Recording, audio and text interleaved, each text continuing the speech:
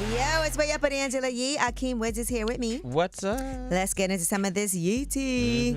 All right, so they have announced the new host after Molly Karam left from ESPN First Take. And the new host for the network is Shea Cornett.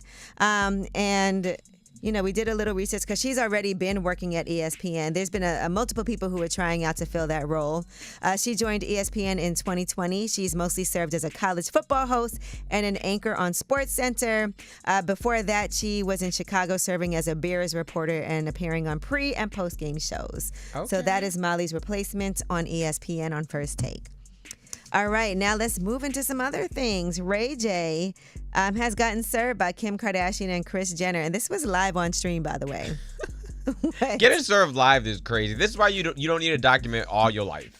Well, he was talking about this whole RICO situation, and he was saying that Kim Kardashian and Kris Jenner are going to, get in trouble for RICO charges. And Ray J said, if you told me the Kardashians were being charged for racketeering, I might believe it. Well, now they are suing him for defamation. And here is what it sounded like when he got served live on stream. I just want to let y'all know that this is real bad. I'm not going to speak on it because I have to take legal action as well. This is beyond inhumane. This is going into I forgot that I'm lying because I've been lying so long about being good to where you forgot you was bad. So in other words, he says he's been claiming that he's been covering up things when it came to them. And he had said before, the feds are coming. There's nothing I can do about it. It's worse than Diddy. That's what he was saying. Ooh, what? I think people also don't take it seriously because it's Ray J, so they always think that Ray J's Is just saying stuff? Yeah, just saying stuff. So I don't know, but now they've served him. I mean, this is rich people be doing rich people things. Yes, they do. And now let's talk about Charlie Sheen. He recently did an interview with the Times of London, and he said that he was done hiding and realized owning up to hooking up with men isn't such a bad thing. That's what made him come out.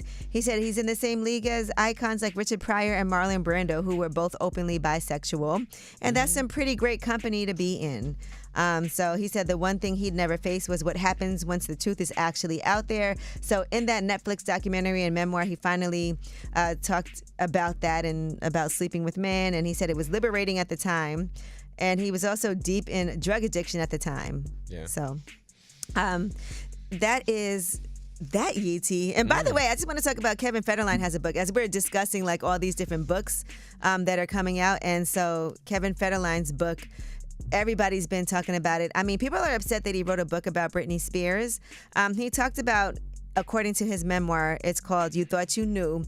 He said that he saw her do some cocaine while she was still breastfeeding their sons. That's his allegation, because I want to say that is still an allegation. He said he saw her do a fat line of coke off the table. Woo! And he also talked about... I believe him. You believe him? Mm-hmm. I mean, he also talked about the day they were getting married and how she was on the phone with her ex. Listen. She told me that she was on the phone with Justin. Immediately, we don't have to do this. I didn't care if we got married or not. And she told me, no, I just wanted to make sure that everything is done. I want to make sure that I say my final piece. And I'm like, damn, on the night before our wedding?